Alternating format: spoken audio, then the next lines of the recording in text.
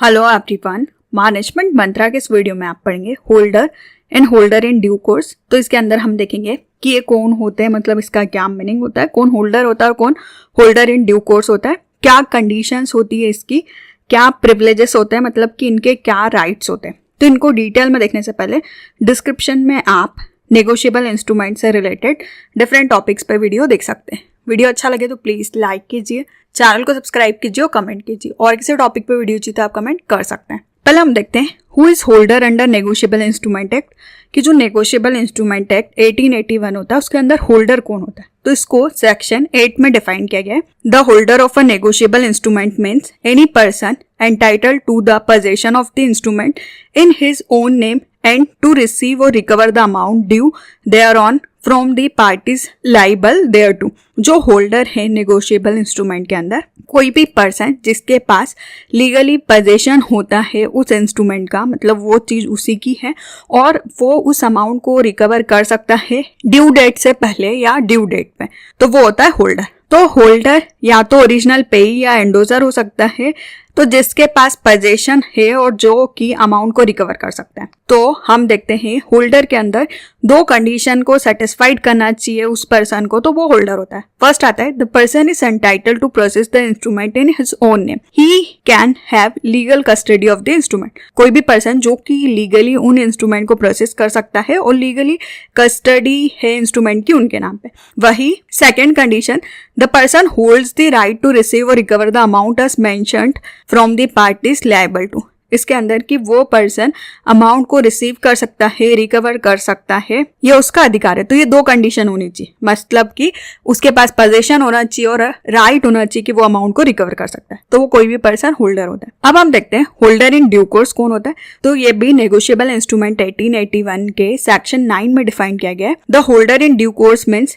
any person who for consideration become the possessor of the negotiable instrument if payable to bearer or the payee or endorsee thereof if payable to order before the amount mentioned in it become payables and without sufficient cause to believe that any defect existed in the title of the person from whom he derived his title। जो negotiable instrument के अंदर holder in due course होता है, कोई भी person जो कि consideration के बदले में उसको नेगोशिएबल इंस्ट्रूमेंट मिला है, मतलब कि कुछ चीजें आपने दी थी उसके रिटर्न में आपको मिला है, वो बियरर पे या फिर पेई या एंडोजर को पे होता है, अमाउंट मेंशन होता है, कोई भी उसमें डिफेक्ट नहीं होता है और मैच्योरिटी डेट से पहले आपको मिलता है। तो होल्डर इन ड्यू कोर्स कोई भी पर्सन जिसको कि नेगोशिएबल इंस्ट्रूमेंट गुड फेथ में मिला है, वैलिड कंसिडरेशन के लिए मिला है और बिना किसी डिफेक्टिव टाइटल के मिलता है और उसका पेमेंट ड्यू होता है। मतलब यहाँ पे तीन कंडीशन मेनली सेटिस्फाइड करनी चाहिए,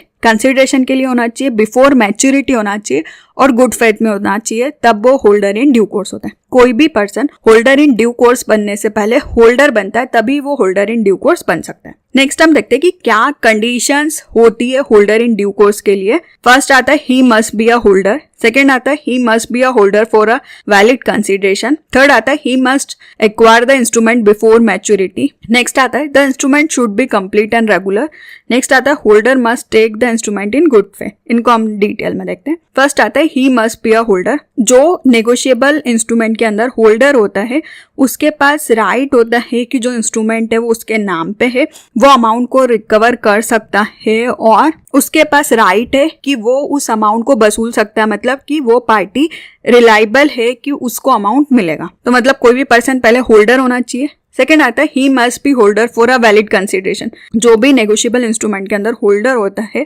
वो लॉफुल कंसिडरेशन के लिए होना चाहिए। अगर किसी को गिफ्ट में चेक मिला है तो वो होल्डर है, पर होल्डर इन ड्यू कोर्स नहीं है, क्योंकि उसको बदले में कुछ नहीं मिला है, बल्कि अगर आपने कुछ सामान बेचा उसके बदले में आपको चेक वगैरह मिलता है तो आप होल्डर इन ड्यू कोर्स होते हैं। तो कंसिडरेशन के लिए होना चाहिए, मतलब कुछ रिटर्न में होना चाहिए। नेक्स्ट आता है he must acquire the instrument before maturity. जो भी आपको इंस्ट्रूमेंट मिला है, नेगोशिएबल इंस्ट्रूमेंट मिला है, वो मैच्योरिटी की डेट से पहले मिलना चाहिए, मतलब जब उसका पेमेंट होने वाला है उस टाइम के पहले उसको ट्रांसफर होना चाहिए, उससे पहले आपको मिले, तब आप होल्डर इन ड्यू कोर्स होंगे। नेक्स्ट आता है the instrument should be complete and regular. जो भी होल्डर इन ड्यू कोर्स होता है, इसको जो नेगोशिएबल इंस्ट्रूमेंट मिलता है वो कंप्लीट और रेगुलर होना चाहिए। आपको पूरा एग्जामाइन करना है, चेक करना है कि वो सही है, फॉर्म में, कंटेंट में कुछ भी मटेरियल डिफेक्ट नहीं होना चाहिए, या फिर ड्रॉवर के नेम के रिगार्डिंग डेट, स्टैम्प, ड्यूटीज, मतलब कुछ भी उसमें डिफेक्ट नहीं होना चाहिए, वो पूरा होना चाहिए सही तरीके से। नेक्स्ट आता है holder must take the instrument in good faith.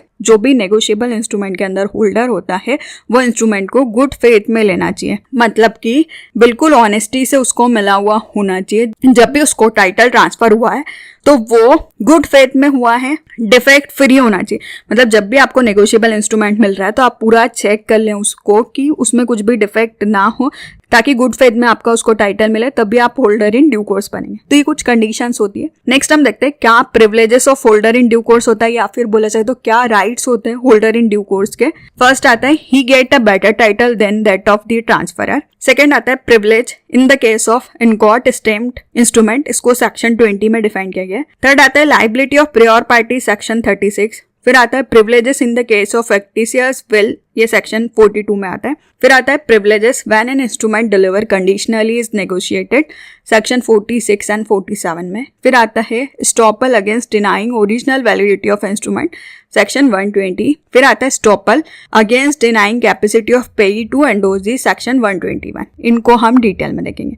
First आता है he gets a better title than that of the transferor. जो होल्डर होता है उसको सेम टाइटल मिलता है जो कि ट्रांसफरर को मिला है, पर जो होल्डर इन ड्यू कोर्स होता है उसको बेटर टाइटल मिलता है ट्रांसफरर से किसी भी प्रिविलेजेस पोजीशन के लिए।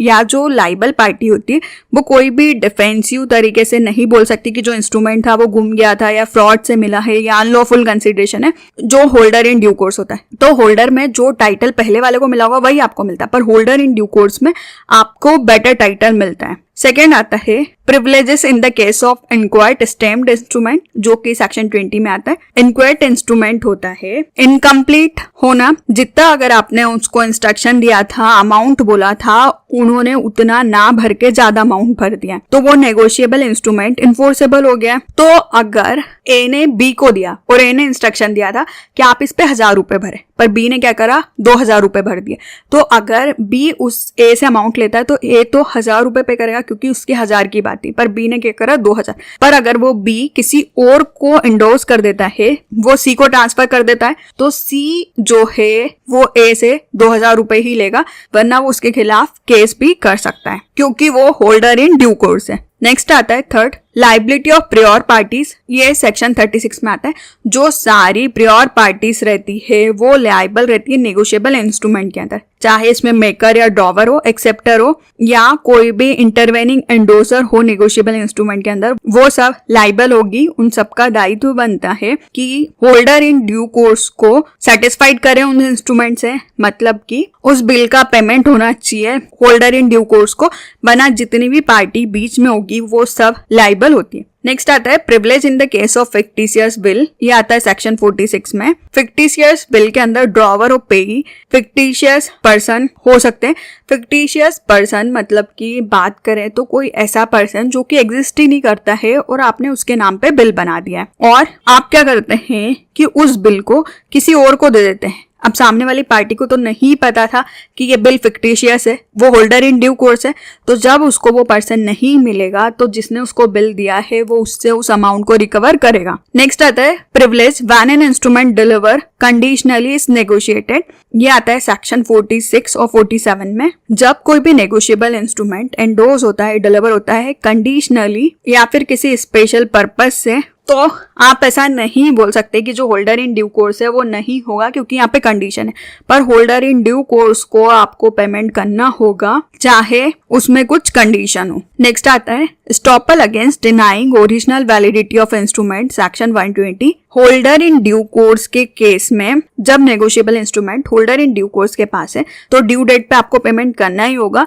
तो आप ऐसा नहीं कह सकते कि ये ओरिजिनल इंस्ट्रूमेंट नहीं है, ये वैलिड इंस्ट्रूमेंट नहीं है, आप उसको डिनाई नहीं कर सकते हैं, तो होल्डर इन ड्यू कोर्स को पेमेंट मिलेगा। वही नेक्स्ट आता है estoppel against denying capacity of the pay to endorse section 121। Holder in due course के पास अगर नेगोशिएबल इंस्ट्रूमेंट है और उसको पेमेंट नहीं मिलता है तो वो कोर्ट में जा सकता है, केस कर सकता है, और जो सारी पार्टीज है वो ऐसा नहीं बोल सकती है कि इनको एंडोर्स करने की कैपेसिटी ही नहीं है, होल्डर इन ड्यू कोर्स के केस में आपको पेमेंट करना होगा। ऐसे ही सेक्शन 51 में एस्टेब्लिश किया गया था कोई भी होल्डर या पर्सन जो कि लॉफुल कस्टडी में उसको कोई भी इंस्ट्रूमेंट मिला है एंडोर्स होके, अगर पर्सन को जो इंस्ट्रूमेंट मिला है वो गैम्बलिंग या किसी डेब्ट के लिए मिला है तो आप अनलॉफुल कंसिडरेशन नहीं कह सकते हैं उस नेगोशिएबल इंस्ट्रूमेंट को। अगर होल्डर इन ड्यू कोर्स है तो उसको सारे प्रिविलेजेस मिलेंगे, उसको गुड टाइटल मिलेगा बिना किसी डिफेक्ट के, तो आपको उसको पेमेंट करना होगा। तो ये कुछ प्रिविलेजेस या बोला जाए तो राइट्स होते हैं होल्डर इन ड्यू कोर्स के। तो इस वीडियो में आपने देखा कि क्या होल्डर और होल्डर इन ड्यू कोर्स होता है, क्या कंडीशंस होती है और क्या प्रिविलेजेस होते हैं। वीडियो अच्छा लगे तो प्लीज लाइक कीजिए, चैनल को सब्सक्राइब कीजिए और कमेंट कीजिए। और किसी टॉपिक पे वीडियो चाहिए तो आप कमेंट कर सकते हैं। Thank you.